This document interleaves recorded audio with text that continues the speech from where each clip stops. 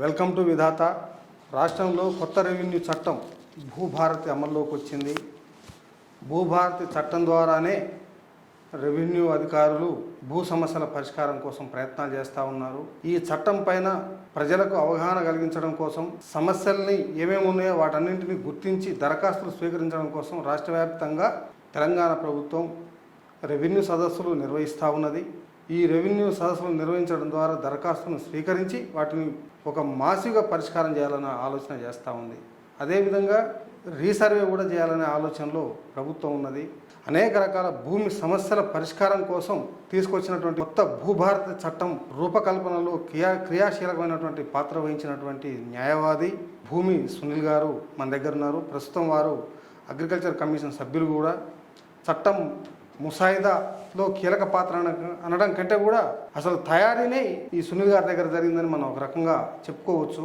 ఎందుకంటే ధరణి చట్టంలో ఉన్నటువంటి లోపాలేమిటి, దాని నుంచి ఆ ధరణి చట్టంలో ఉన్నటువంటి కఠినమైనటువంటి సమస్యల్ని భూభారతిలో ఏ విధంగా సులువుగా పరిష్కరించే ప్రయత్నం చేస్తూ ఉన్నారు, ఆ ప్రయత్నాలు ఎట్లా సాగుతున్నాయనే విషయాల్ని సునీల్ గారిని అడిగి తెలుసుకుందాం.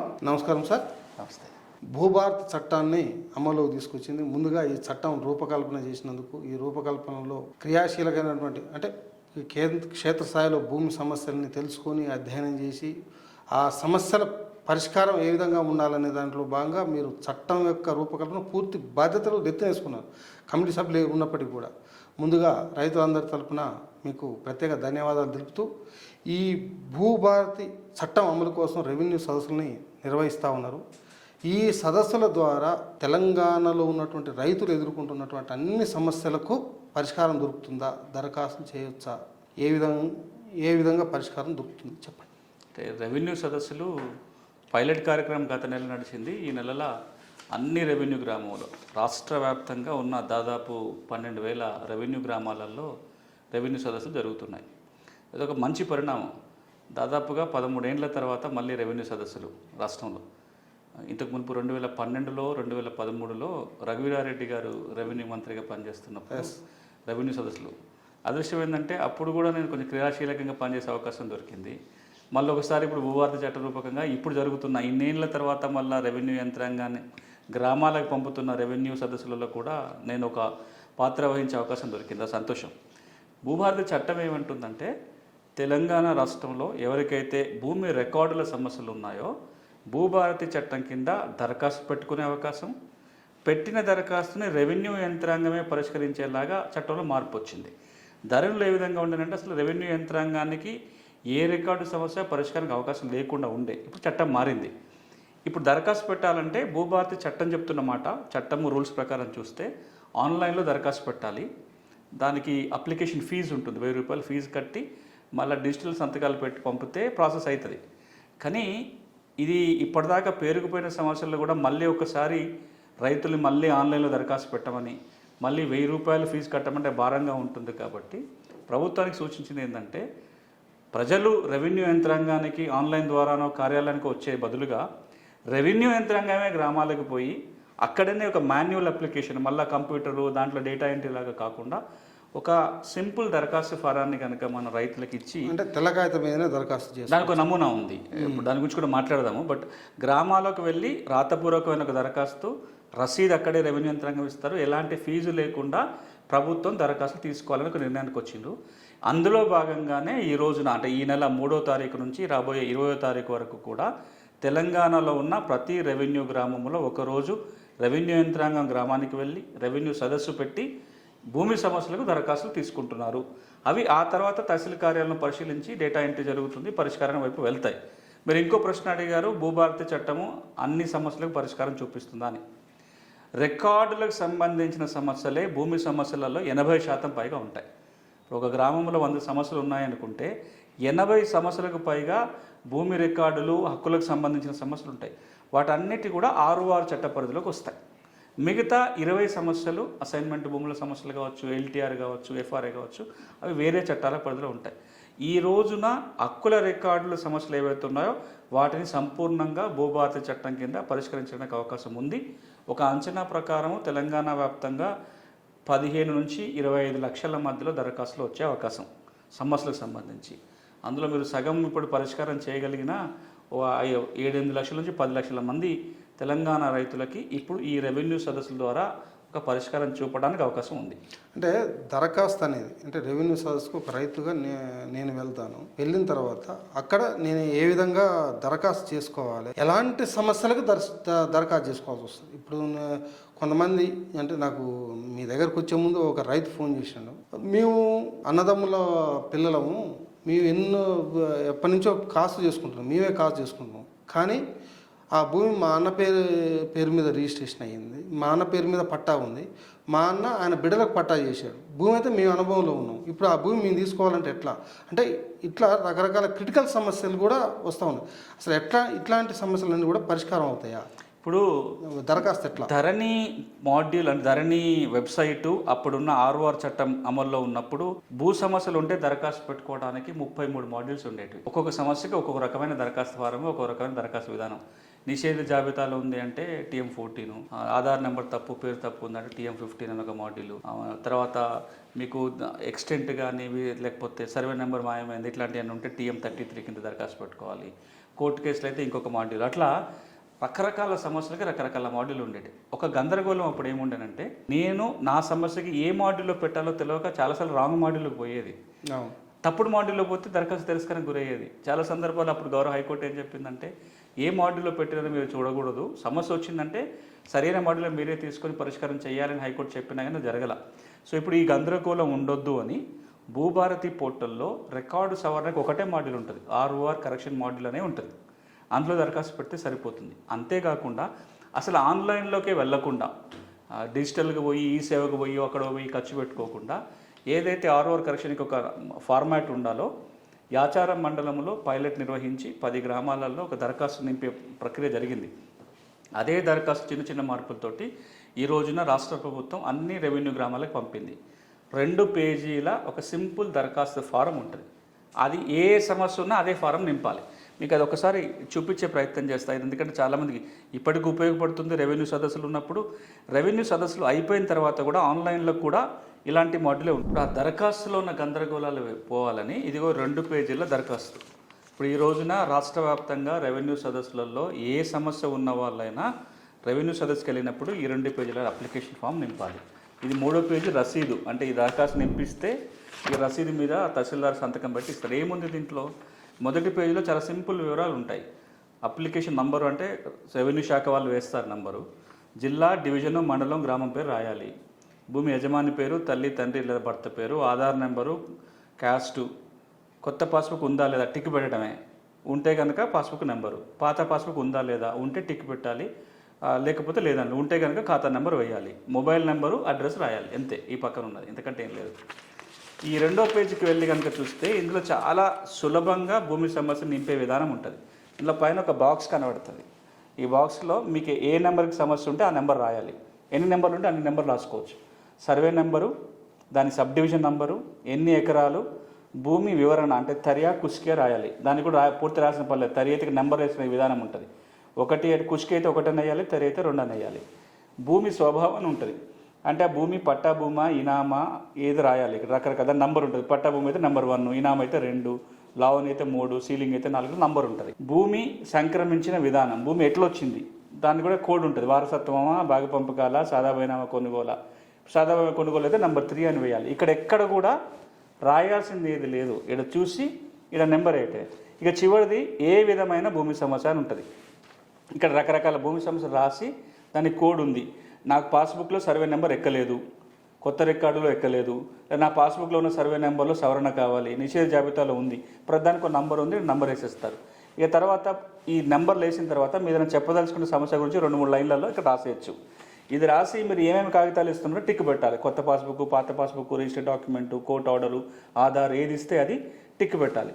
ఒకవేళ ఇంతకు మునిపే కనుక దరఖాస్తు పెట్టుంటే ఆ నెంబర్ వేసేయాలి, అప్లికేషన్ నెంబర్ వేసి ఈ 2 పేజీలు తహసీల్దార్కి ఇస్తే ఈ రసీదు కాపీ ఇస్తారు.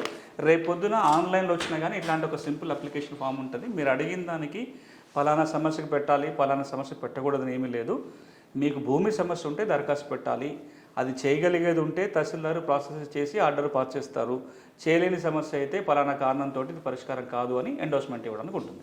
ఇంకో కీలకమైనది ఏంటంటే ధరణి చట్టంలో, ధరణి చట్టం ముందు సాదా బైనామాలకు దరఖాస్తు తీసుకున్నారు. దాదాపు 6-7 లక్షల దరఖాస్తులు వాటి పెండింగ్లో ఉన్నాయి. ధరణి చట్టం వచ్చిన తర్వాత ఆ చట్టంలో సాదా బైనామాలకు పరిష్కారం దొరకలేదు, అవి అలాగే పెండింగ్లో ఉన్నాయి. ఇవాళ భూభారతిలో సాదా బైనామా భూములకు పరిష్కారం దొరుకుతుందా? ధరణిలో పెట్టుకున్న దరఖాస్తులు పెండింగ్లోనే అవి పరిష్కారం చేస్తారా, మళ్ళీ కొత్తగా అప్లై చేసుకుంటారు? సాదా బైనామాలకి ధరణి చట్టంలో మార్గం లేదు కాబట్టి తీసుకున్న దరఖాస్తులు దాదాపుగా 9,24,000 2020లో దరఖాస్తులు తీసుకుంటే ఇప్పటి వరకు పెండింగ్లోనే ఉన్నాయి. దానికి ఇప్పుడు భూభారతి చట్టం పరిష్కారం చూపుతుంది. భూభారతి చట్టంలోని సెక్షన్ 6 ఏమంటుందంటే 2020లో పెట్టుకున్న దరఖాస్తులన్నీ ఈ చట్టం కింద పెట్టుకున్న దరఖాస్తులుగా భావించి ఆ దరఖాస్తులన్నీ ఆర్డీఓలు పరిశీలించి అర్హత ఉన్న వాళ్ళందరికీ పట్టాలు ఇవ్వాలి అని చెప్తుంది సెక్షన్ 6. దాని ప్రకారం కొత్తగా దరఖాస్తు పెట్టుకోవాల్సిన అవసరం లేదు, కొత్తగా దరఖాస్తులు తీసుకోరు. ఎందుకంటే 2020లో పెట్టిన ఆన్లైన్ దరఖాస్తులు వాటికి మాత్రమే పరిమితం అవుతుంది. వీటి పరిశీలన త్వరలో మొదలవుతుంది. ఎందుకంటే హైకోర్టు స్టే ఉంది కాబట్టి అదైనప్పుడు అంటే హైకోర్టు స్టే ధరణి చట్టం కోసం చట్టంలో ప్రొవిజన్ లేదు కాబట్టి చేసిన స్టే. రెండు విధానాలు ఉన్నాయి. ఒకటి, స్టే ఎందుకని వచ్చింది, స్టే ఎందుకు వచ్చింది అప్పుడు అంటే ధరణి చట్టంలో నియమం లేదు కాబట్టి హైకోర్టు స్టే విధించింది. ఇప్పుడు కొత్త చట్టం వచ్చింది, అందులో నియమం వచ్చింది కాబట్టి సాధారణంగా ఇప్పుడు కొత్తగా చేసుకుంటూ వెళ్ళిపోవచ్చు. మన ఆ కేసు ఏమీ అడ్డంకి కాదు. కానీ కొంతమంది అభిప్రాయం ఉండనంటే హైకోర్టు స్టే ఉంది కాబట్టి చట్టం వచ్చిన విషయం హైకోర్టుకు చెప్పి ఆ స్టే వెకేట్ చేయించుకొని చేస్తే గౌరవంగా ఉంటుంది అనే ఒక అభిప్రాయంకి వచ్చినప్పుడు ప్రభుత్వం అదే నిర్ణయం తీసుకుంది. దాని ప్రకారం హైకోర్టులో ఇప్పుడు స్టే వెకేట్ చేయించాలి. కొత్త చట్టం వచ్చిన విషయం కోర్టు దృష్టికి తీసుకెళ్ళి కొత్త చట్టంలో ఈ నియమం ఉంది కాబట్టి స్టే ఎత్తేమని అడిగితే అది ఒక రోజుతో పని, అది బెంచ్ ముందుకు వెళ్ళటమే. అది కనుక చేస్తే నా దృష్టిలో ఏంటంటే ఎట్లన్నా చేయొచ్చు. ఇప్పుడు ఆ స్టే ఉన్నప్పుడు కూడా స్టే మీరు అన్నట్టుగా కారణం ఏంటి, అప్పుడు చట్టంలో నియమం లేదు, ఇప్పుడు వచ్చింది కాబట్టి చేసుకుంటూ వెళ్ళిపోవచ్చు.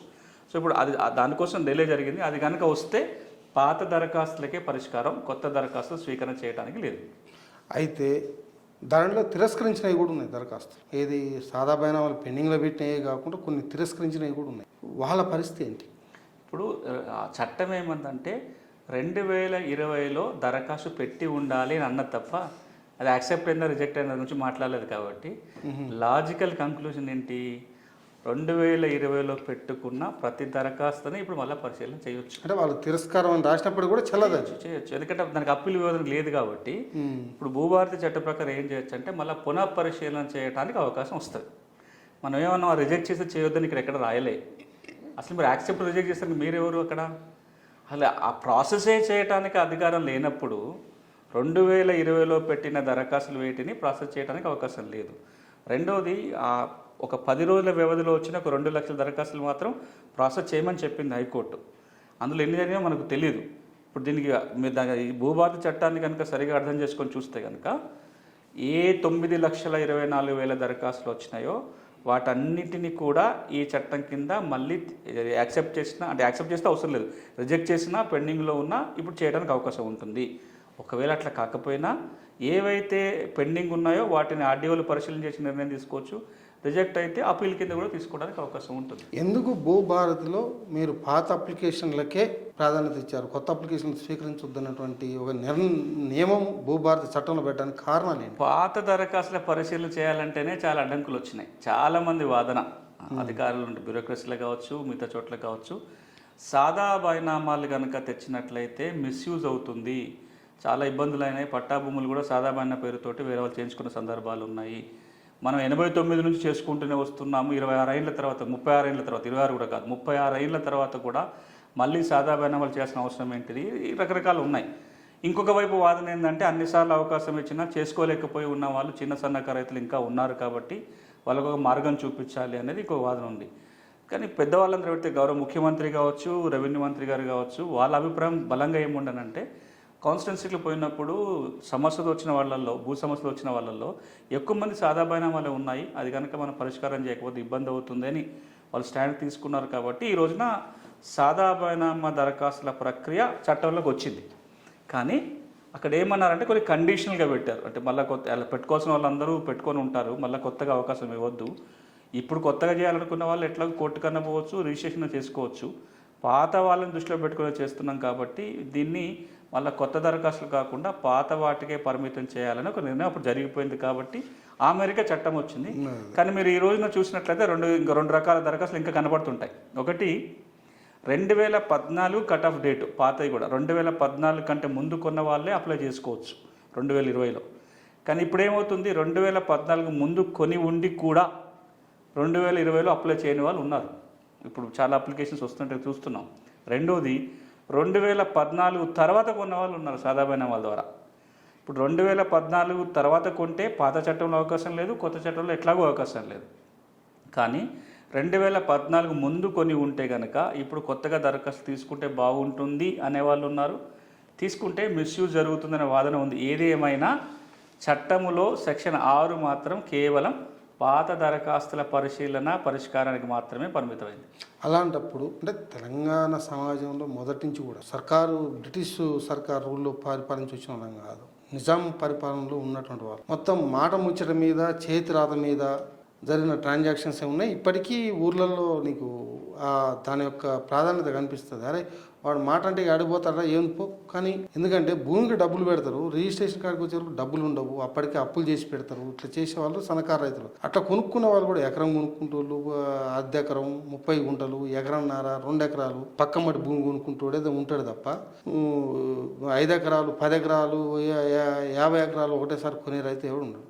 ఇట్లాంటి సన్నకారు రైతులు బిహైండ్ ది త్రిబుల్ ఆర్ అవతల, నేను త్రిబుల్ ఆర్ లోపల నేను మాట్లాడతాను, త్రిబుల్ ఆర్ అవతలనే ఇవన్నీ కూడా జరుగుంటాయి ఇట్లాంటివి.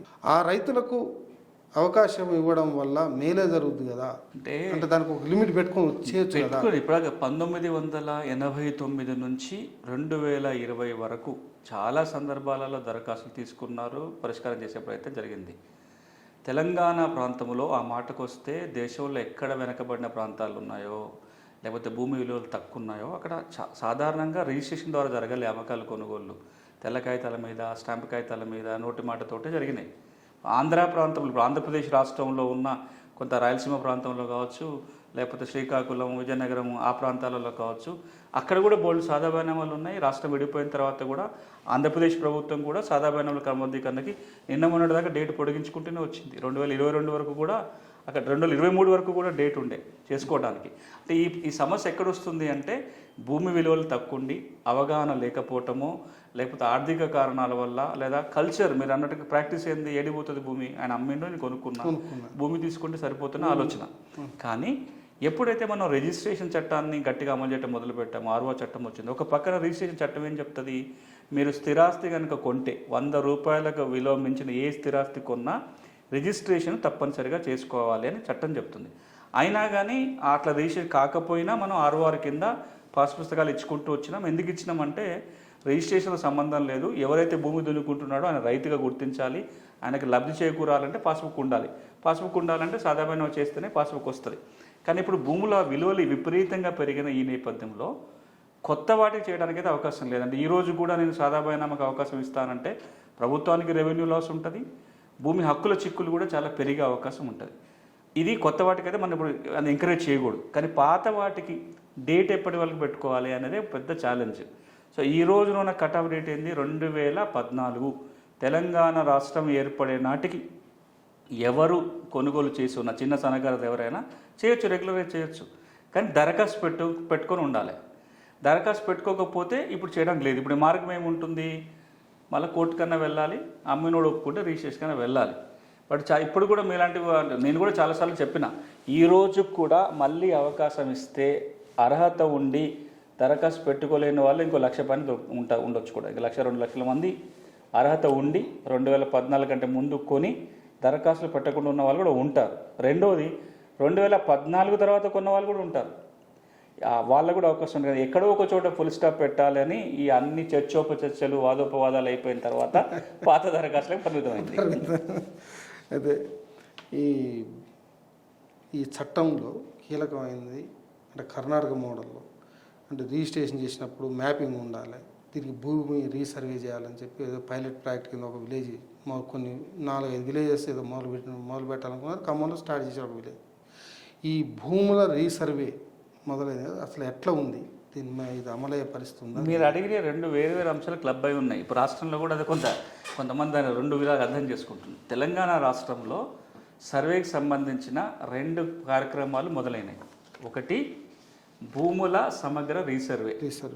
410 గ్రామాలు ముందుగా చేస్తాను ప్రభుత్వం అనుకొని మొట్టమొదటి గ్రామాన్ని జూన్ 3వ తారీఖు ఖమ్మం జిల్లాలో ఒక గ్రామంలో రీసర్వే మొదలైంది. అది ఒక ఎత్తు.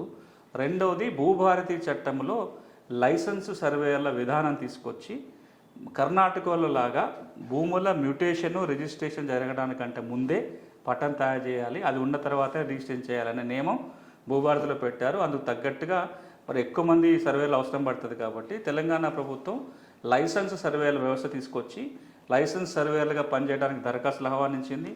6,000 మందికి ట్రైనింగ్ ఇచ్చే కార్యక్రమం మొదలైంది అన్ని జిల్లాలలో. వీళ్ళకి లైసెన్సులు ఇస్తే రేపు పొద్దున్న మీరు భూముల్ని రిజిస్ట్రేషన్ పోయినా, మీ వారసత్వంగా భూమి వచ్చి మ్యూటేషన్కి పోయినా ముందు లైసెన్స్ సర్వే దగ్గరికి పోతే ఆయన ఒక మ్యాప్ తయారు చేస్తాడు. రెవెన్యూ రికార్డులో అది చూపిస్తేనే రిజిస్ట్రేషన్ మ్యూటేషన్ జరిగిపోతుంది. ఇది కర్ణాటకలో ఎందుకు తీసుకొచ్చారంటే దీన్ని ఇంక్రిమెంటల్ సర్వే అంటాం. అంటే ఊరు మొత్తాన్ని ఒకసారి కొలిసి కొత్త రికార్డు తయారు చేయడం కాకుండా ఎప్పుడెప్పుడు ఒక భూమికి లావాదేవీ జరిగితే ఆ పార్సల్ వరకే రీసర్వే జరుగుతుంది, దానికి కొత్త నెంబర్ వస్తుంది. అట్లా ఓవర్ పీరియడ్ ఆఫ్ అంటే ఒక 5 ఏళ్ళ తర్వాతకో 10 ఏళ్ళ వరకు ఆ గ్రామంలో ఉన్న సగం పైన భూములు ఈ రూపకంగా సర్వే అయిపోతాయి. మిగతా సగాన్ని సర్వే చేయడం చాలా సులభం అవుతుంది.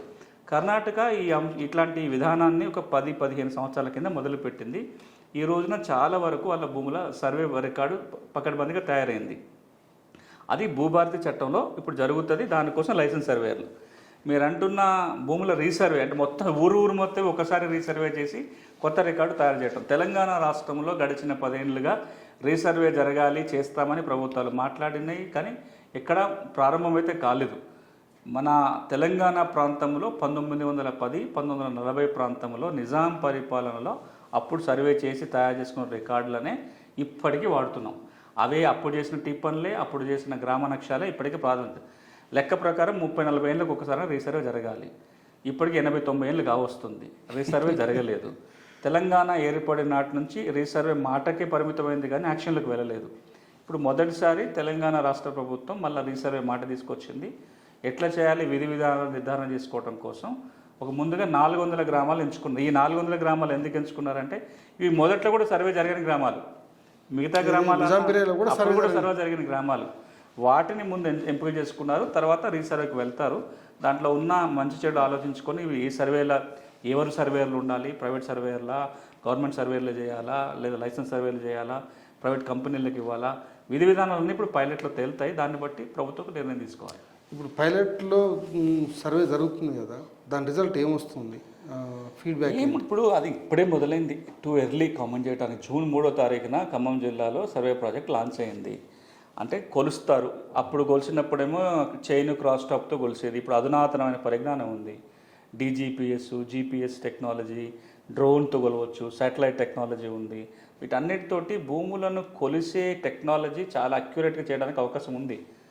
Survey of India director general ఒకరోజు ఒక మాట అన్నాడు నాతోటే, తెలంగాణలో భూమి మొత్తాన్ని కూడా 6 నెలల్లో కొలవచ్చు అని. అంతవరకు బాగానే ఉంటుంది. కానీ మనం అర్థం చేసుకోవాల్సింది ఏంటంటే సర్వే ఒక్కటే కాదు జరగాల్సింది, సర్వే అండ్ సెటిల్మెంట్. సర్వేతో పాటు సెటిల్మెంట్ జరగాలి. అంటే భూమి కొలిసి పటం తయారు కావాలి, ఈ భూమి ఎవరిది అనే నిర్ధారణ కూడా జరగాలి. సర్వే చాలా సులభం, సెటిల్మెంట్ కష్టం. మీరు ఇప్పుడు రీసర్వే జరిగిన ఏ రాష్ట్రం అనుభవాలు తీసుకున్నా, అది ఎప్పట్లో 10-15 ఏళ్ళ కింద చేసిన గుజరాత్, 18 ఏళ్ళ కింద గుజరాత్ అనుభవం తీసుకున్నా, లేదా మహారాష్ట్ర అనుభవం తీసుకున్నా, బీహార్, ఒడిశా ఎక్కడ తీసుకున్నా సర్వే వరకు సులభం అవుతుంది. కానీ సెటిల్ చేయడంలో గట్టు తగాదాలు కానీ, ఒకదాంట్లో ఎక్కువ ఉంది తక్కువ ఉంది కానీ, నెంబర్లు మ్యాచ్ కాలేదు, రకరకాల తగాదాలు వస్తాయి. అందుకే కర్ణాటక రీసర్వే జోలికి పోకుండా ఈ సర్వే లైసెన్స్ సర్వేల విధానం తీసుకొచ్చి రిజిస్ట్రేషన్ మ్యూటేషన్ జరిగినప్పుడు మాత్రమే ఆ భూములే కొలిసారు, అది కూడా వాలంటరీగా.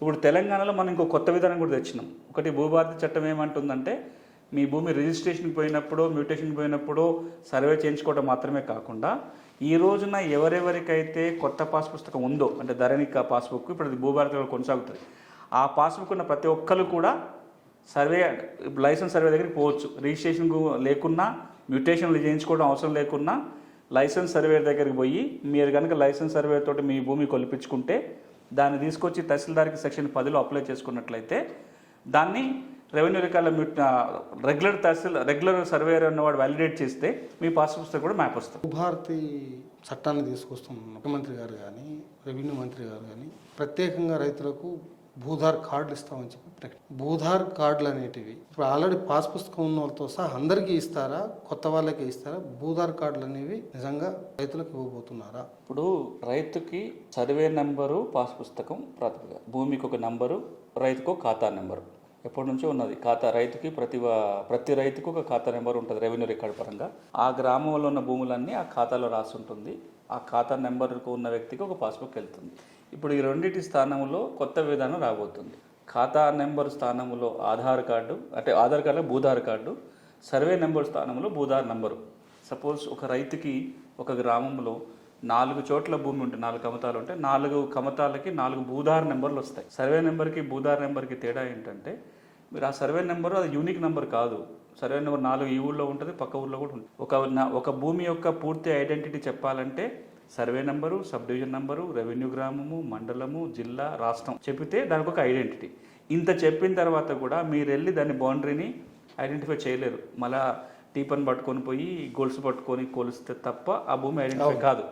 కానీ అది మీ ఆఫీస్కో లేదా మీరు నా ఆఫీస్కో రావాలంటే గూగుల్లో ఆఫీస్ పేరు టైప్ చేసుకుంటే ఒక నెంబర్ చూపిస్తుంది, ఇక్కడ పోతాను దారి కూడా అదే చూపిస్తుంది. రేపు పొద్దున భూములకు కూడా అలాగే ఉంటే వివాదాలు తగ్గుతాయి. అంటే మనం ఒక భూమి ఒక నంబర్ చెప్పినామంటే దాని హద్దులు స్పష్టంగా కనపడాలి, దాన్ని మనం ఎవరైనా గుర్తుపట్టేలాగా ఉండాలి, ఆ భూమి యొక్క సమగ్ర చరిత్ర ఒక చోట కనపడాలి. ఇది జరగాలి అంటే కేంద్ర ప్రభుత్వం చెప్తున్న మాట, ప్రతి భూ కమతానికి యూఎల్ పిన్ ఇవ్వాలి అంటుంది, unique land parcel identification number. అంటే భూమికి ఒక ప్రత్యేక గుర్తింపు సంఖ్య. దాన్నే మనం అందరికీ కన్వీనియంట్గా ఉంటుందని చెప్పి భూధార్ నెంబర్ అంటున్నాం. ఇది ఆధార్ నెంబర్ లాగా ఇది ఒక భూధార్, భూమికి భూధార్ నెంబరు, భూ యజమానికి ఒక భూధార్ కార్డు ఇవ్వాలి అని భూభారతి చట్టం చెప్తుంది. పాస్ పుస్తకం స్థానంలో ఆ వ్యక్తికి ఒక భూధార్ నెంబర్ కానీ భూధార్ కార్డు ఇస్తే ఆ కార్డులో ఉన్న వివరాల ఆధారంగా భూమి యొక్క సమగ్ర చరిత్ర అందులో ఉంచడానికి అవకాశం ఉంటుంది. అందుకే భూభారతి చట్టం ఏం ప్రతిపాదిస్తుంది అంటే ప్రతి భూమికి భూధారు నెంబరు, ప్రతి యజమానికి భూధార్ కార్డు ఇవ్వాలని ప్రతిపాదన. ఇది ఎప్పుడు జరుగుతుంది అంటే భూమి సర్వే చేసిన తర్వాత మాత్రమే నెంబర్ ఇవ్వడానికి కానీ కార్డు ఇవ్వడానికి అవకాశం ఉంటుంది. అంటే ఎప్పుడెప్పుడైతే భూమి ఆ కమతానికి సర్వే జరుగుతుందో భూధార్ నెంబరు భూధార్ కార్డు వస్తుంది. దాంతోపాటుగా సర్వే జరగకముందే ఉన్న భూమి రికార్డులన్నీ కనుక సక్రమంగా ఉంటే వెరిఫై చేసి టెంపరీ భూధార్ కార్డు ఇవ్వచ్చు.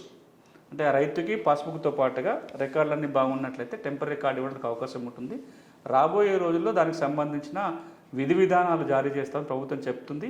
భూభారతి రూల్స్లో కూడా అదే రాస్తుంది. అంటే రూల్స్ ఉంది కానీ ఇప్పటికైతే ఇంప్లిమెంటేషన్ అంటే ఇప్పుడు ఫస్ట్ ఫేజే మొదలైంది భూభారతిది. కేవలం సమస్యల పరిష్కారానికి ఉంది. ఇది జరిగిన తర్వాత సాధారణ అమలు ఉంటుంది. ఇది అయిపోయిన తర్వాత టెంపరీ భూధార్ కార్డుల జారీ ప్రక్రియ ఉంటుంది. అది అయిపోయినాక భూములు సర్వే జరిగితే పర్మనెంట్ భూధార్ కార్డు వస్తుంది. అంటే ఒక భూధార్ నెంబర్ ఇవ్వడం వల్ల ఒక భూకమతానికి ఒక ఎకరానికో అరెకరానికో 10 గుంటలకో ఇవ్వడం వల్ల ఆ భూమికి డూప్లికేట్ నెంబర్ తీసుకోవడం కానీ డూప్లికేట్ కార్డు తీసుకోవడం కానీ లేదు కబ్జా చేయడం అట్లాంటి అవకాశాలు ఏమైనా ఉంటాయా? ఆ అవకాశాలను తగ్గించడం కోసమే ఇప్పుడు ఈ రోజున మీరు అమెరికా లాంటి అభివృద్ధి చెందిన దేశానికి పోయి మీ భూమికి మీరు ఒక రిజిస్ట్రేషన్ అయిపోతే ఒక సర్వే అయిపోతే మీ భూమి గట్టు మీద తిరిగితే ఈ సెల్ ఫోన్లోనే చూసుకోవచ్చు ఇది బార్డరా కాదా తెలిసిపోతుంటుంది. ఈ రోజున తెలంగాణలో పరిస్థితి ఉందా? అసలు మీకు గెట్టురాళ్ళే లేవు. గెట్టురాళ్ళు లేకపోతే సర్వేనే చేయలేము. మీరు బౌండరీ గుర్తుపెట్టాలంటే సర్వే రాయి ఉండాలి. కానీ ఇప్పుడు సర్వే రాయితో ఏం పని?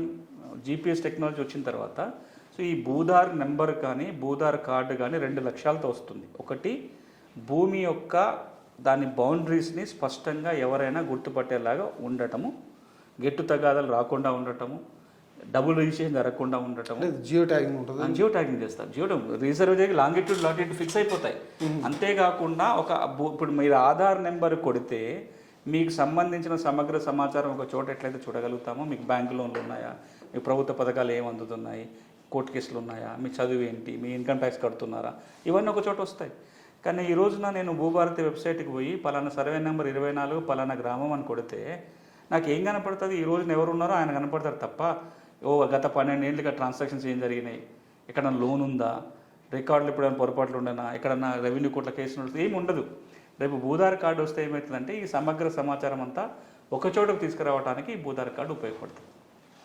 కొత్త భూభారతి చట్టం వచ్చింది, వెబ్సైట్ రూపొందించారు, వెబ్సైట్ కనిపిస్తుంది. అసలు ఈ వెబ్సైట్ అమల్లో ఉందా ఇప్పుడు, లేదు తర్వాత ఎప్పుడైనా తీసుకొస్తారా? కానీ ప్రస్తుతం రిజిస్ట్రేషన్ల కానీ మ్యూటేషన్లు కానీ జరుగుతున్న ప్రక్రియలో భూభారత్ అని దాని మీద కనిపిస్తుంది. కానీ అది గిరా తిరుగుతుంది తప్ప అది తొందరగా ఓపెన్ కావట్లేదు, ఇష్యూ పరిష్కారం కావట్లేదు. భూభారత్కి టెక్నికల్ సమస్యలు ఉన్నాయి, అసలు ఇంప్లిమెంట్ ఉందా? వెబ్సైట్ గురించి మనం 2-3 విషయాలు మనం మాట్లాడుకోవాలి. వెబ్సైట్ మీద మొదటి నుంచి క్రిటిసిజం ఏంటంటే, దాని మీద విమర్శ ఏంటంటే, ఈ వెబ్సైట్ నిర్వహణ ప్రైవేటు కంపెనీ చేతిలో ఉంది, డేటాకి అందులో ఉన్న సమాచారానికి భద్రత లేదు, ట్యాంపర్ చేసే అవకాశం ఉంటుందని చాలా పెద్ద ఎత్తున విమర్శలు వచ్చినాయి. గత సంవత్సర కాలంలో జరిగిన ఒక పరిణామం ఏంటంటే, ఆ వెబ్సైట్ నిర్వహణ ప్రైవేట్ సంస్థ చేతి నుంచి కేంద్ర ప్రభుత్వానికి చెందిన ఎన్ఐసి చేతికి వచ్చింది. అదొక మార్పు. ఇప్పుడు ఎన్ఐసి వాళ్ళే ఆ వెబ్సైట్ నిర్వహిస్తున్నారు. రెండవది, ఎప్పుడైతే మనం భూభారతి చట్టం తీసుకొచ్చామో, ఈ కొత్త వెబ్సైట్ రూపొందించాలని నిర్ణయం తీసుకున్న తర్వాత నిపుణులు చెప్పిన మాట, ఒక కొత్త వెబ్సైట్ నిర్మాణం చేయాలి అంటే సంవత్సర కాలం పడుతుంది. సంవత్సర కాలంగా మనం వేచి ఉండే పరిస్థితి లేదు, ఎందుకంటే సమస్యలు తీవ్రంగానే పరిష్కారం చేయాలి. ప్రభుత్వం ఏ నిర్ణయం తీసుకుందంటే కొత్త చట్టం తేవాలి, కొత్త చట్టంలో ఉన్న నియమాలకు అనుకూలంగా ఎంత వీలైతే ఉన్న వెబ్సైట్ని రిపేర్ చేయాలి. దాన్ని ఇప్పుడు ఎన్ఐసి వారి ఆధ్వర్యంలో పాత వెబ్సైట్లో కావాల్సిన మార్పు చేర్పులన్నీ చేశారు. కొత్త వెబ్సైట్ కాదు, ఇంకా పాత వెబ్సైట్లో కావాల్సిన మార్పు చేర్పులు, దాంట్లో సాఫ్ట్వేర్లో మార్పులు, దాంట్లో కొన్ని బగ్ ఇష్యూస్ కానీ లేకపోతే డేటా ఇష్యూస్ కానీ ఉంటే అవన్నీ రెక్టిఫై అయిపోయి మాడ్యూల్స్ అన్నీ మారిపోయినాయి. ఇప్పుడు దాన్ని నడుస్తుంది.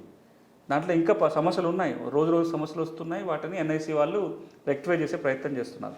ఇది నడుస్తుండగానే కొత్త వెబ్సైట్ నిర్మాణానికి కూడా ప్రయత్నం మొదలైంది. అదొక 6 నెలల సంవత్సర కాలం పడుతుంది. ఆ వెబ్సైట్ పూర్తిగా నిర్మాణం అయిన తర్వాత ఇందులో డేటా అంతా ఆ వెబ్సైట్లోకి వెళ్తుంది, కొంత నిర్వహణ సాఫీగా జరుగుతుంది. ఈ రోజున మీరు చూస్తున్నది పునర్నిర్మాణం చేసుకున్న పాత ఇల్లు. కొత్త ఇల్లు కట్టేంత వరకు పాత సమస్యలు ఇంకా వస్తూనే ఉంటాయి. వాటిని ఎప్పటికప్పుడు హ్యాండిల్ చేసి వెళ్ళాలి. అంటే కొత్త చట్టం వచ్చేంత వరకు నువ్వు ఒక సంవత్సర కాలం ఆగాలి. చట్టం అంటే ఇప్పుడు కొత్త వెబ్సైట్ ఆగకుండా ఎందుకు? దీనికి కూడా కారణం ఉంది. ప్రభుత్వం అనుకుంటే ఏం చేయొచ్చు అంటే, కొత్త వెబ్సైట్ వచ్చేంత వరకు కూడా చట్టం లేకుండా ఆపి అప్పుడే తీసుకొస్తే ఏమయ్యేదంటే, ఈ సమస్యలతో ఇబ్బంది పడుతున్న రైతాంగం ఇంకొక సంవత్సరం పాటు ఆ సమస్యలు ఎదుర్కోవాల్సి వచ్చేది, వాటి పరిష్కారాలు దొరికేది కాదు. సో ప్రభుత్వం ఏం చేస్తుందంటే, వీళ్ళనంతా రైతుకు ఇబ్బంది కలగకుండానే మార్పులు తీసుకొచ్చే ప్రయత్నం జరుగుతుంది. మీకు గుర్తుంటే ధరణి వచ్చినప్పుడు కూడా 4 నెలల పాటు రిజిస్ట్రేషన్లు ఆగిపోయినాయి, కోర్టు కేసుల పరిష్కారాలు ఆగిపోయినాయి. అన్నిటిని ఆపి కొత్త తీసుకొచ్చి అప్పుడు దాన్ని ప్రారంభించాలి. ఇప్పుడు అట్లా జరగొద్దు, జరుగుతున్న పని ఎక్కడ ఆగకుండా ముందుకు తీసుకెళ్ళుకుంటూనే కొత్త విధానం తేవాలి. కాబట్టి కొంత ఫేజ్ మేనర్గా పోయే ప్రభుత్వం చేసే ప్రయత్నం చేస్తుంది ప్రభుత్వం. ఇంకొకటి అండి, భూభారతి చట్టం వచ్చిన తర్వాత చట్టంలో చెప్పారు కూడా, ఇండ్ల స్థలాలకు కూడా పాస్ పుస్తకాలు ఉంటాయి, ఇండ్లకు కూడా ఇంటి స్థలాలకు కూడా ఉంటాయి. నిజంగా మీరు భూభారతి చట్టంలో ఇండ్లకు ఇంటి స్థలాలకు కూడా పాస్ పుస్తకాలు ఇస్తున్నారా? ఇప్పుడు కేంద్ర ప్రభుత్వం 4 ఏళ్ల క్రితమే దేశంలో ఉన్న 7 లక్షల పైచిలుకు గ్రామాలలో ఇంటి స్థలాలను సర్వే చేసి రికార్డు తయారు చేసి పాస్ పుస్తకాలు ఇవ్వటం కోసం ఒక స్కీమ్ తీసుకొచ్చింది. ఎందుకంటే మనకు వ్యవసాయ భూములకు రికార్డు ఉంది, కానీ ఇంటి స్థలాలకు లేదు ఇప్పటిదాకా రికార్డు. ఒక తెలంగాణ కాదు, దేశంలో ఏ గ్రామంలో కూడా ఆబాది గ్రామ కంటాలు అంటాము, నివాస స్థలాలకు కేటాయించబడ్డ ప్రాంతాలకు రికార్డే లేదు. దానికోసం పంచాయతీరాజ్ శాఖ వాళ్ళు 2020లో ఒక కొత్త స్కీమ్ తీసుకొచ్చి 2020-21 ప్రాంతంలో స్వామిత్వ పేరుతోటి సర్వే ఆఫ్ ఇండియా వాళ్ళు, సంబంధిత రాష్ట్ర ప్రభుత్వాల పంచాయతీరాజ్ శాఖ, రెవెన్యూ శాఖ, కేంద్ర ప్రభుత్వ కేంద్ర పంచాయతీ శాఖ భాగస్వామ్యంతో దాదాపుగా ఇప్పుడు 17-18 రాష్ట్రాలలో గ్రామాల సర్వే జరుగుతుంది, వాటికి రికార్డు తయారవుతుంది. కొన్ని లక్షల మందికి పాస్ పుస్తకాలు వచ్చినాయి. కానీ తెలంగాణలో ఆ స్కీమే మొదలు కాలేదు, దానికి సంబంధించి చట్టమే చేసుకోలేదు ఇప్పటిదాకా. సర్వే చేయొచ్చు, పాస్బుక్ ఇవ్వాలంటే చట్టంలో వెసులుబాటు ఉండాలి కదా, ఆ స్కీమ్ ఇక్కడ తెలంగాణ అమలు జరగల. ఇప్పుడు భూభారతిలో దానికి సంబంధించిన నియమం ఇప్పుడు తీసుకురావడం జరిగింది. నియమం ఉంది, కేంద్ర ప్రభుత్వం దగ్గర నిధులు ఉన్నాయి. కాబట్టి రాబోయే రోజులలో తెలంగాణలో ఉన్న దాదాపు 11,894 రెవెన్యూ గ్రామాలలో ఉన్న ఆవాదీలు ఏవైతే ఉన్నాయో దీని కింద సర్వే జరుగుతుంది. భూభారతి చట్టం కింద వ్యవసాయ భూమికి పాస్బుక్ ఉన్నట్టుగా ఇంటి స్థలాలకు కూడా పాస్బుక్లు రావాలి, వస్తాయి కూడా. దాంతోపాటు నాన్ అగ్రికల్చర్ ల్యాండ్, కేవలం ఇంటి స్థలం మాత్రమే కాదు, ఇతరత్ర ఇంకే వ్యవసాయేతర భూమి ఉన్నా కూడా ఈ చట్టం మొన్నటిదాకా ఉన్న ఆర్ఓ చట్ట పరిధి 71 చట్టంలో కానీ 2020 ధరణి చట్టంలో కానీ లేని అంశము భూభారతిలో ఏముందంటే, ఇంటి స్థలాలకు వ్యవసాయేతర భూములకు కూడా హక్కుల రికార్డు తయారవుతుంది, వాళ్ళకి కూడా పాస్ పుస్తకాలు వస్తాయి, ఫేజ్ మేనర్లో వస్తాయి. దానికి ఇంకా గైడ్లైన్స్ రావాల్సి ఉంది, యాక్ట్లో ఉంది, కొత్తగా గైడ్లైన్స్ రావాలి. లాస్ట్గా భూభారతికి సంబంధించిన దాంట్లో ఒకటే ప్రశ్న, మీరు ఏమనుకో, భూమి సమస్యల పరిష్కారంలో తహసీల్దార్ కొన్ని పరిష్కార వ్యవస్థలు ఇచ్చారు, తహసీల్ తర్వాత ఆర్డీఓ కొన్ని ఇచ్చారు, ఆర్డీఓ తర్వాత కొన్ని కలెక్టర్కి ఇచ్చారు. అయితే దీంట్లో నాకు ఒక సమస్య తహసీల్దార్ చెప్పిన పరిష్కారం నాకు నచ్చలేదు, లేదు ఆర్డీఓ చెప్పింది నచ్చలేదు, కలెక్టర్ నేను చెప్పింది. దీనికి అప్పీల్ వ్యవస్థ అనేది అసలు ఎట్లా తీసుకొచ్చారు, ఏ విధంగా ఉంది అప్పీల్ వ్యవస్థ అనేది, ఉందా లేదా భూభారతి? ఇప్పుడు దీనికి రెండు విధాలుగా చూడాలి. ఒకటి, ఇప్పటిదాకా ఉన్న సమస్యలు, వాటికి పరిష్కారం, దాని మీద అప్పీలు ఒక పద్ధతి. రాబోయే రోజుల్లో జరిగే రిజిస్ట్రేషన్లు మ్యూటేషన్ల మీద సమస్యలు ఉంటే దాని అప్పీల్ వ్యవస్థ వేరు. సో ఇప్పటిదాకా ఏవైతే భూభారతి లేదా ధరణి రికార్డు సమస్యలు ఉన్నాయో, ఏదైతే మనం 15-20 లక్షలు అనుకుంటున్నామో, వాటిని పరిష్కారం చేసే అధికారాలు మీరు ఇంతకుముందు అన్నట్టుగా కొన్ని తహసీల్దార్కి, కొన్ని ఆర్డీఓకి, కొన్ని కలెక్టర్కి ఉన్నాయి. ఇప్పుడు భూభారతిలో అయితే అన్ని అసలు తహసీల్దార్ దగ్గర ఏం అన్ని ఆర్డీఓకి, కలెక్టర్కి ఉంటాయి. ఆర్డీఓ కనుక పరిష్కారం చేసి మన తీర్పు నచ్చకపోతే కలెక్టర్కి అప్పీల్ చేసుకోవచ్చు. ఒక్క అప్పీల్కి అవకాశం ఉంటుంది. ఏవేవైతే కలెక్టరే తీర్పిస్తున్న అంశాలు ఉన్నాయో దాని మీద అభ్యంతరం ఉంటే జిల్లా ట్రిబ్యునల్కి అప్పీల్ చేసుకోవచ్చు. One time appeal. ఇప్పుడు జిల్లా ట్రిబ్యునల్ ఏర్పాటు కాలేదు కాబట్టి ట్రిబ్యునల్ ఏర్పాటు అయ్యేంత వరకు సీసీఎల్ అయినా ట్రిబ్యునల్గా వ్యవహరిస్తారు. అంటే కలెక్టర్ మీద సీసీఎల్కి అప్పీల్ రావచ్చు. ఇది పాత సమస్యల మీద. ఇక కొత్త వాటికి ఏదైతే రిజిస్ట్రేషన్స్ మ్యూటేషన్స్ ఇప్పుడు భూభారతి కింద జరుగుతాయో, మ్యూటేషన్ ఎవరు చేస్తారు? తహసీల్దార్ కానీ ఆర్డీఓ కానీ చేస్తారు. కొన్ని మ్యూటేషన్లు తహసీల్దారు, కొన్ని మ్యూటేషన్లు ఆర్డీఓ చేస్తారు. ఈ మ్యూటేషన్ల మీద అభ్యంతరం ఉంటే, తహసీల్దార్ మ్యూటేషన్ మీద అభ్యంతరం ఉంటే first appeal RDO, second appeal కలెక్టర్కి పోవచ్చు. లేదా ఆర్డీఓ చేసే మ్యూటేషన్ మీద అభ్యంతరం ఉంటే ఫస్ట్ అప్పీల్ కలెక్టర్కి, సెకండ్ అప్పీల్ ల్యాండ్ ట్రిబ్యునల్కి వెళ్ళొచ్చు. ఇది 2 అంచెల అప్పీల్ వ్యవస్థ. అవసరాన్ని బట్టి ఉమ్మడి జిల్లాకు ఒకటి కానీ లేదా 2-3 చిన్న జిల్లాలు కలిపి ఒకటి కానీ భూమి ట్రిబ్యునల్ని ఏర్పాటు చేస్తామని ప్రభుత్వం చెప్పింది, కేసు లోడ్ని బట్టి. ఎందుకంటే ఇప్పుడు కేసులు ఇప్పుడు మొదలైనాయి. మీకు ఆగస్టు దాకా కేసుల పరిష్కారం కింది స్థాయిలో జరుగుతుంది. ఒక్కసారి ఆగస్టు 15 దాకా ఈ తహసీల్దార్ స్థాయిలో, ఆర్డీఓ స్థాయిలో, కలెక్టర్ స్థాయిలో కేసుల పరిష్కారం అయిపోతే ఎన్ని అప్పీళ్ళకి వస్తాయో అప్పటి వరకు సంఖ్య తెలుస్తుంది, ఎంత అవసరం ఉందో తెలుస్తుంది. దాన్ని బట్టి ఆగస్టు తర్వాత ట్రిబ్యునల్ ఏర్పాటు చేసే అవకాశం ఉంది. ఆగస్టు తర్వాత ట్రిబ్యునల్స్ జిల్లా లెవెల్, జిల్లా స్థాయి ట్రిబ్యునల్ వచ్చేంత వరకు అక్కడ ఏం ఖాళీగా ఉండదు. ఏ ట్రిబ్యునల్ లేనంత వరకు సీసీఎల్ఏనే ట్రిబ్యునల్గా వ్యవహరిస్తారు. రాష్ట్రంలో భూ సమస్యలన్నింటికీ భూభారతి పరిష్కారం చూపిస్తుందని సునీల్ గారు చెప్తా ఉన్నారు. అదేవిధంగా పరిష్కారంలో నచ్చకపోతే పై స్థాయిలో ఇంకొకరి దగ్గరికి వెళ్ళి చెప్పుకోవడానికి ట్రిబ్యునల్ వ్యవస్థ కూడా ఏర్పాటైందని, ఈ పరిష్కారం యొక్క దరఖాస్తు కూడా చాలా సులభమైనటువంటి పద్ధతిలో ఉంది, పరిష్కారం జరుగుతుంది. మీరందరూ కూడా దరఖాస్తులు చేసుకోండి, ఈ రెవెన్యూ సదస్సుని ఉపయోగించుకోండి అని సునీల్ గారు చెప్తా ఉన్నారు. ధన్యవాదాలు. Thank you.